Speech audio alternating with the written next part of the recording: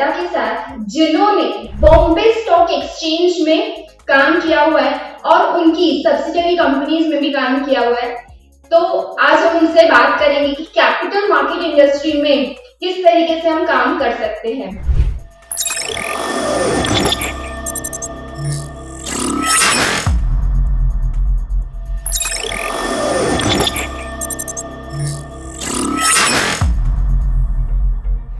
Hi sir.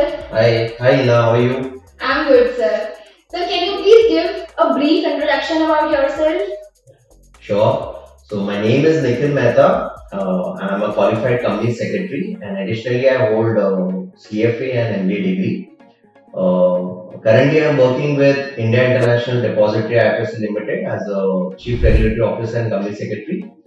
And previously I was associated with Bombay Stock Exchange, where NS Group, where in total I worked for around 14 years.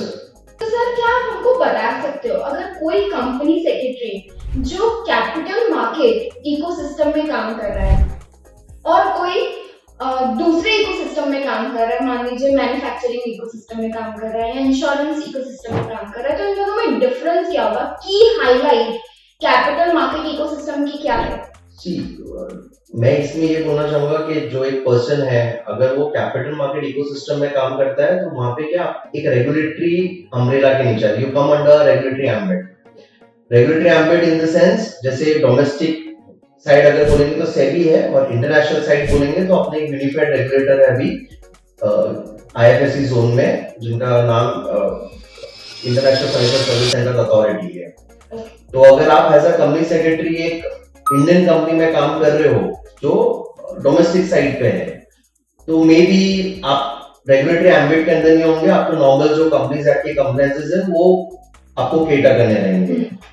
But the moment you come under the capital market ecosystem, तो over and above the compliances which are there for a company, उसके ऊपर regulatory ने भी जो आपको compliances बोले हैं वो भी आपको उसका भी ध्यान आपको रखना पड़ेगा। जैसे सेबी हो गया, इसका हो गया। जैसे कोई अगर डोमेस्टिक में कोई टेलीकॉम कंपनी है तो उसको ट्राई का वो इंश्योरेंस कंपनी है तो इडाका का फॉलो करना पड़ेगा। वैसे ही अगर कैपिटल मार्केट है और वो अगर डोमेस्टिक साइड है तो सेबी का रेगुलेशन फॉलो करना रहेगा, और इंटरनेशनल जोन में है, इसका में है तो इसका आईएफएससी में है तो उसको इसका का फॉलो।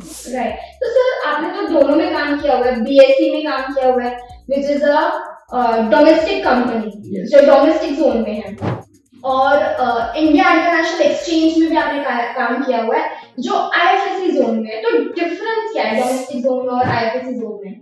डिफरेंस आपके जो ऑडियंस है, द मोमेंट अपन बीएससी अगर बोलेंगे तो वहां के आपके जो ऑडियंस हो जाते हैं वो आपके Indian investors, more of Indian ecosystem हो जाता है।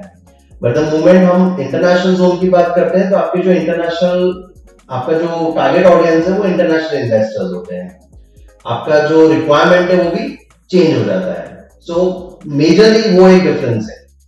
ओके, मतलब अगर बीएससी में कोई कंपनी आपकी अगर लिस्ट होती है तो उनकी जो ऑडियंस होंगी वो Indian individuals, Indian investors, Indian companies होंगी। हाँ, मतलब जैसे आपको अगर शेयर्स लेने हैं तो आप बीएससी अगर एक कंपनी है, इंडियन कंपनी है, वो अगर वहां लिस्ट हो रही है बीएससी में, तो आप आईएफएससी में आके उसके शेयर्स नहीं लोगे। अगर वही सेम कंपनी फ्यूचर में अगर सिर्फ एग्जांपल आईएफएससी जोन में अगर इन्वेस्ट करती है तो कोई फॉरेनर जो आज डोमेस्टिक से ले रहा है शेयर्स, वो वहां नहीं जाके हमारे यहाँ से लेगा। ओके, ऐसा। तो अगर मान लीजिए टाटा कंपनी है, वो अगर इंडिया इंटरनेशनल एक्सचेंज पे अपने शेयर्स लिस्ट करवाती है तो जो फॉरेनर्स है जो आउटसाइड इंडिया रहते हैं वो डायरेक्टली उसके शेयर्स परचेज कर सकते हैं। वो ऐसा प्रोसेस चल रहा है, वो फ्रेमवर्क अभी इन प्रोसेस है। But yes, at the end of the day वो एफपीओ कहलाएगा, जहां पे वो लोग फिर आके बिकॉज ऑलरेडी टाटा के आपने जिस कंपनी का नाम बोला उसके ऑलरेडी शेयर्स लिस्टेड है इंडियन में, तो अगर उसका एफपीओ लेके आना है एंड उसको इंटरनेशनल जोन में लेके आना है तो they can very well get there FPO over here and then the target audience will be the international investors. तो सर जैसे आईएफएससी कंपनीज जो होती हैं वो एसईजेड के अंदर इनकॉर्पोरेटेड होती है, स्पेशल इकोनॉमिक जोन के अंदर इनकॉर्पोरेटेड होती है, तो क्या SEZ के भी कुछ अलग कंप्लायंसेस होते हैं जो IFSC कंपनीज को फॉलो करने रहते हैं? यस, बिकॉज ये एक यहाँ पे सारा जो आपका जो बिजनेस है, that the currency is in dollars. The business has to be shown in dollars. So ultimately, there will be some reporting which you have to do, and there will be some compliances which is prescribed under the SEZ Act. So over and above companies that आपको SEZ Act के थोड़े बहुत compliances related, more of reporting आपको follow करने पड़ते हैं. जैसे आपका इंपोर्ट एक्सपोर्ट क्या रहा है, आपका नेट फॉरेन एक्सचेंज आपने कितना जनरेट करके रखा है, मोर इस लाइन पे आपको कंप्लायंस करने पड़ते हैं, रिपोर्टिंग करना रहता है.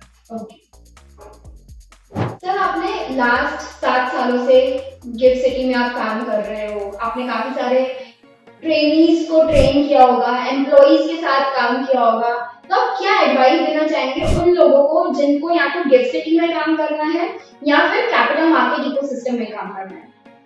See, I will always advise people that when we talk about, see, as a company secretary, अपना aspirations हमेशा ये रहता है कि मैं बड़ी कंपनीज में काम करूं, मैं मर्चेंट बैंकर्स के यहाँ काम करूं, मैं ऐसे इंस्टीट्यूशंस में काम करूं जहां मोर ऑफ कंप्लायंसेस मेरे को सीखने को मिले. बट ऑलरेडी वहां पे क्या हो गया, सब एस्टेब्लिश हो गया, things have establish, checklist are more or less same, everything is a set of process define हो गया है. But the moment international zone की बात करें, वहां पे आपको प्रोसेसेस भी सेट करने हैं, आपको इनफैक्ट थॉट लीडरशिप भी रखना है कि क्या हम नया कर सकते हैं, बिकॉज आपको पूरे वर्ल्ड का क्या चल रहा है, you have to benchmark that, and then you have to bring out, you have to give some your inputs on some of the consultation papers, and then things here actually you are the maker, you will be designing, you are the person who will be giving some inputs in designing the regulations. At the same time you have to execute also. So domestic में yes listed entities है, merchant bankers है, वो same अब यहाँ पर भी आने लगे हैं, यहाँ पे भी स्टॉक ब्रोकर्स हैं, AIF इंडस्ट्री बहुत अच्छी बूम हो चुकी है यहाँ पे. देन अब जैसे नई ये बातें चल रही है कि लिस्टिंग एंटिटीज आने वाली है, तो यहाँ पे भी स्कोप काफी सारा बढ़ने वाला है for CS aspiration individuals, students और व्हाटएवर यू से. सर यहाँ पे फिर इतना सब आपने बताया, डेवलपमेंट हो रहा है, तो यहाँ पे CS के लिए अच्छी खासी जॉब अपॉर्चुनिटीज आने वाली होंगी या फिर ऑलरेडी अभी भी अच्छी खासी जॉब अपॉर्चुनिटीज यहाँ पे आती होंगी? डेफिनेटली. अब जैसे मैंने बोला कि कंप्लायंस रोल, आप जैसे रेगुलेटरी एम्बिट के अंदर आते हो तो आपको कंप्लायंसेस करने रहते हैं, तो रेगुलेटर भी ये चाहता है कि यहाँ पे जो कंप्लायंस का जो स्टैंडर्ड है वो अच्छा मेंटेन रहे. तो बहुत सारी अभी जो नए AIFs आ रहे हैं, फिर अपने जो स्टॉक ब्रोकर्स हैं, वहाँ पे बहुत रिक्वायरमेंट है.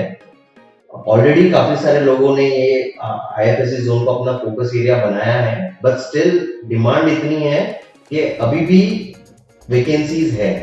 मतलब I was also shocked when I heard that there is shortly a chapter is going to be opened in GIFT IFSC. तो वो बहुत ICSI chapter, तो वो बहुत एडवांस स्टेज पे है.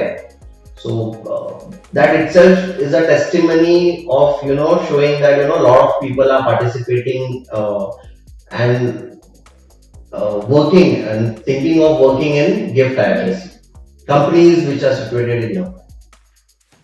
Okay sir, thank you for joining my podcast. Sure, thanks a lot. In a nutshell, I can only say that this is GIFT IFSC is a zone where it is actually more of a nation building work, and it's always good to get associated with such a area where you will be learning. Also, you will be carrying the thought leadership, so that the generations who are going to come after us, they can take that benefit as well. Thank you so much. Most welcome.